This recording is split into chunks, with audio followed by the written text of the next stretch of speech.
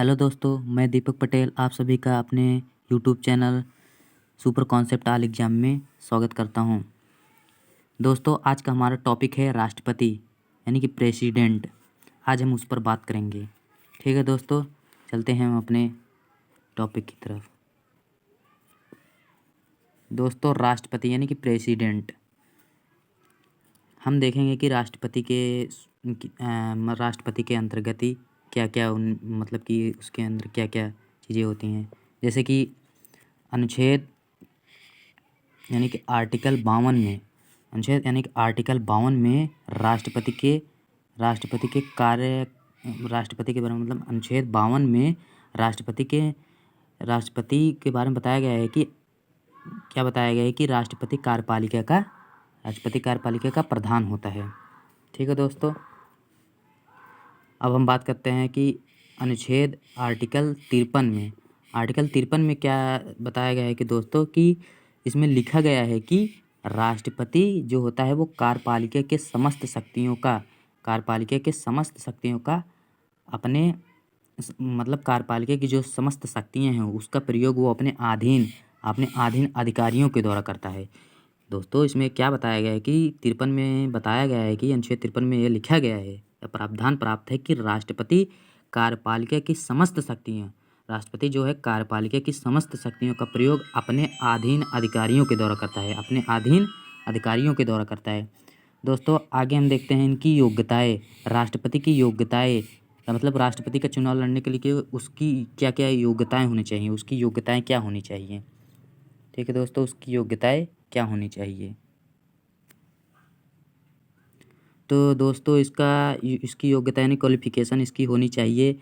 इसके बारे में हम आर्टिकल 58 में पढ़ते हैं। मतलब कि इसकी योग्यताओं के बारे में हम आर्टिकल 58 में लिखा गया है, इसके बारे में हम उसमें पढ़ते हैं आर्टिकल 58 में। तो पहला इसमें दोस्तों कि आप इंडियन होना चाहिए यानी कि भारतीय नागरिक हो। इंडियन हो यानी कि भारतीय नागरिक हो। इंडियन हो दोस्तों यानी कि भारतीय नागरिक हो। और नंबर 2, उसकी आयु 35 वर्ष हो। और वह नंबर 3 पर वह लोकसभा का सदस्य बनने योग्य हो। यानी कि दोस्तों, जो राष्ट्रपति का चुनाव लड़ता है उसके लिए मतलब ये जरूरी होनी चाहिए यानी कि वह इंडियन हो, भारतीय हो और 35 वर्ष उसकी आयु हो और वह लोकसभा का सदस्य बनने योग्य हो और वह किसी लाभ के पद पर न हो। लाभ का पद मतलब दोस्तों कि वह ऐसे किसी पद पर न हो जहाँ से मतलब उसको वेतन, जैसे मतलब कि वह सरकारी सर्विस या किसी अन्य ऐसे स्थान पर ना हो, तभी वह राष्ट्रपति का चुनाव लड़ सकता है। आगे दोस्तों हम देखते हैं कि राष्ट्रपति के लिए कितने प्रस्तावक यानी कितने सपोर्टर होते हैं। राष्ट्रपति के लिए कितने प्रस्तावक यानी कितने सपोर्टर होते हैं, कितने उसको सपोर्ट करते हैं, कितने लोग। कुल दोस्तों 50 होते हैं। सपोर्टर कितने होते हैं दोस्तों? 50। और अनुमोदन यानी कि अप्रूवल भी कितने होते हैं दोस्तों? वे भी 50 होते हैं। लेकिन दोस्तों 1997 के पहले जो सपोर्टर होते थे वो 5 या 10 होते थे। 5 या 10 होते थे, मतलब 5 या 10 होते थे। तो 5 या 10 से बढ़ाकर सपोर्टरों की संख्या वर्तमान कितनी कर दी गई है? 50 कर दी गई है। और अप्रूवल भी 10 होते थे, उन्हें भी बढ़ाकर कितने कर दिया है? 50 कर दिए गए हैं। ठीक है दोस्तों,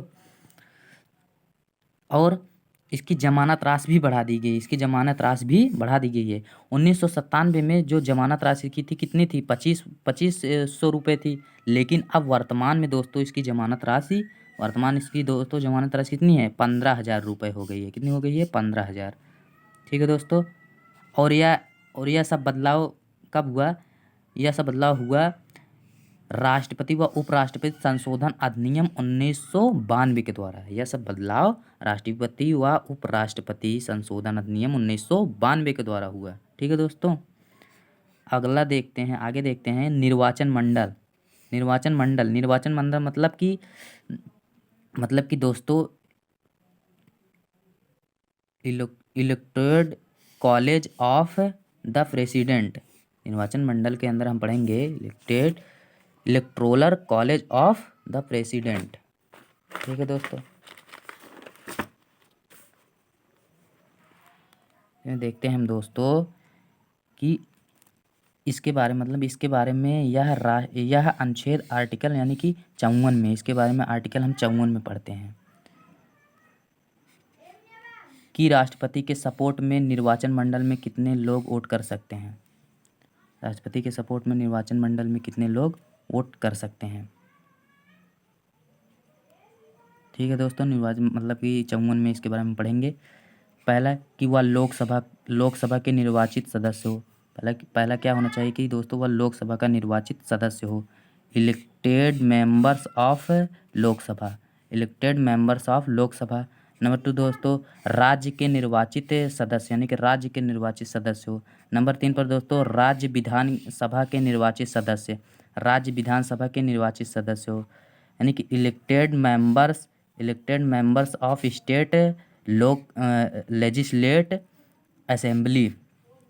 ठीक है दोस्तों, अगला दिल्ली एवं पांडुचेरी के विधानसभा के निर्वाचित सदस्य, यानी कि इसमें दिल्ली और पांडुचेरी के विधानसभा के निर्वाचित सदस्य जो जीते हुए होते हैं वो भी इसमें हिस्सा ले सकते हैं, मतलब इसमें निर्वाचन मंडल में हिस्सा ले सकते हैं। ठीक है दोस्तों, 17वां संविधान 1992 के दौरान, 17वां संविधान 1992 के दौरान दिल्ली एवं पुडुचेरी मतलब पांडिचेरी के विधानसभा के निर्वाचित सदस्य को हिस्सा लेने का अधिकार प्राप्त हुआ। क्या दोस्तों कि मतलब 17वां संविधान संशोधन जब 1992 के दौरान हुआ, 17वां संविधान संशोधन 1992 के दौरान जो हुआ, तो दिल्ली एवं पुडुचेरी के विधानसभा के निर्वाचित सदस्य को हिस्सा लेने का अधिकार प्राप्त हो गया। हिस्सा लेने का क्या अधिकार प्राप्त हो गया। ठीक है दोस्तों, आगे हम देखते हैं राष्ट्रपति के चुनाव के लिए कौन कौन लोग वोट नहीं कर सकते हैं। जो राष्ट्रपति का चुनाव होता है उसमें हम देखते हैं कि कौन कौन से लोग वोट नहीं कर सकते हैं। ठीक है दोस्तों, पहला है सांसद यानी पार्लियामेंट के नॉमिनेट मेंबर्स यानी मनोनीत सदस्य, ये चुनाव मतलब ये राष्ट्रपति का चुनाव के लिए वोट नहीं कर सकते हैं। नंबर 2 पर राज्य विधान परिषद मतलब स्टेट लेजिस्लेटिव काउंसिल। और आगे देखते हैं दोस्तों अनुच्छेद 55 में हम दोस्तों क्या देखते हैं, अनुच्छेद हम 55 में क्या देखते हैं कि राष्ट्रपति की चुनाव रीति क्या होनी चाहिए, यानी कि manner of election of the president. ठीक है दोस्तों, आगे देखते हैं हम कि राष्ट्रपति का चुनाव अप्रत्यक्ष यानी कि इनडायरेक्ट रूप में होता है। अप्रत्यक्ष यानी कि इनडायरेक्ट रूप में भी होता है। ठीक है दोस्तों, अनुपातिक प्रतिनिधित्व मत परिषद के अनुसार, प्रतिनिधित्व मत परिषद के अनुसार होता है। यानी कि राष्ट्रपति का जो चुनाव अप्रत्यक्ष डायरेक्ट रूप में यानी कि अप्रत्यक्ष रूप से जो होता है वो होता है अनुपातिक प्रतिनिधित्व मत परिषद के अनुसार हो सकता है। मत परिषद के अनुसार यानी कि एकल संक्रमणीय मत प्रणाली के द्वारा होता है, यानी कि proportional reflection vote system, single transformable vote system. ठीक है दोस्तों, इसकी शपथ अब हम देखते हैं शपथ के बारे में। ओथ अनुच्छेद, इसके बारे में अनुच्छेद यानी कि आर्टिकल 60 में अनुच्छेद 60 में कहा गया है कि उसको राष्ट्रपति को शपथ कौन दिलाता है। तो दोस्तों हम जानते हैं कि राष्ट्रपति को शपथ सुप्रीम कोर्ट यानी कि सुप्रीम कोर्ट का मुख्य न्यायाधीश राष्ट्रपति को शपथ दिलाता है। ठीक है दोस्तों, नोट में हम लिख लेंगे कि अनुसूचित शेड्यूल 3 के दौरान शपथ ग्रहण नहीं करता है। राष्ट्रपति जो होता है अनुसूचित शेड्यूल 3 के दौरान शपथ ग्रहण नहीं कर सकता है। ठीक है दोस्तों, अब दोस्तों हम देखते हैं इसका इसके कार्यकाल के बारे में देखते हैं। तो यह दोस्तों अनुच्छेद यानी कि आर्टिकल 56 में इसका प्रावधान है। इसके बारे में हम दोस्तों आर्टिकल 56 में अनुच्छेद 56 में पढ़ते हैं। ठीक है दोस्तों, तो इसका राष्ट्रपति का कार्यकाल जो होता है वो 5 वर्ष के लिए होता है। कितने वर्ष के लिए दोस्तों? 5 वर्ष के लिए होता है। लेकिन लेकिन अगर राष्ट्रपति चाहे तो वह 5 वर्ष के पहले भी इस्तीफा दे सकता है। लेकिन अगर राष्ट्रपति चाहे तो वह 5 वर्ष के पहले भी इस्तीफा दे सकता है। और यह इस्तीफा किसको देगा? और यह इस्तीफा राष्ट्रपति राष्ट्रपति यह इस्तीफा किसको देगा? उपराष्ट्रपति को देगा। यानी कि वाइस प्रेसिडेंट को दे सकता है। किसको दे सकता है दोस्तों? वाइस प्रेसिडेंट को दे सकता है। आगे दोस्तों देखते हैं और देखते हैं हम दोस्तों कि उपराष्ट्रपति जो होता है, उपराष्ट्रपति वह राष्ट्रपति के इस्तीफे की जानकारी सर्वप्रथम किसे देता है। और जो उपराष्ट्रपति होता है वह राष्ट्रपति के इस्तीफे की जानकारी सर्वप्रथम किसे देगा? तो दोस्तों हम जानते हैं कि वह लोकसभा के अध्यक्ष यानी कि लोकसभा के अध्यक्ष स्पीकर को देगा। तो उसके इस्तीफे की जानकारी उपराष्ट्रपति सबसे पहले किसको देगा? वह लोकसभा यानी कि लोकसभा के अध्यक्ष स्पीकर को देगा। ठीक है दोस्तों।